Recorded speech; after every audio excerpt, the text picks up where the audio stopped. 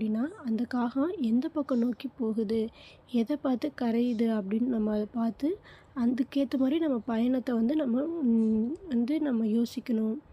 அதே மாதிரி நமக்கு நேராக காகம் வந்து கத்திக்கிட்டே போணுச்சு அப்படின்னா அது அங்கே நம்ம எங்கே போகிறோமோ அந்த பயணத்தை வந்து நம்ம ஸ்டாப் பண்ணிடணும். ஏன்னா நமக்கு நேராக காகம் பறந்துட்டு போணுச்சுன்னா அது வந்து நமக்கு நல்லது இல்லை.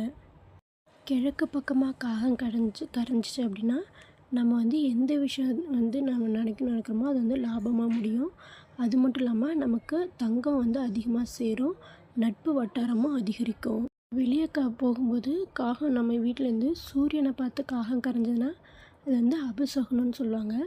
அதே மாதிரி காகம் வந்து நம்ம வெளியே போகும்போது நமக்கு வலதுபுறத்துலேருந்து இடதுபுறம் வந்து பறந்து போணுச்சு அப்படின்னா அது வந்து நமக்கு லாபமாக இருக்கும்.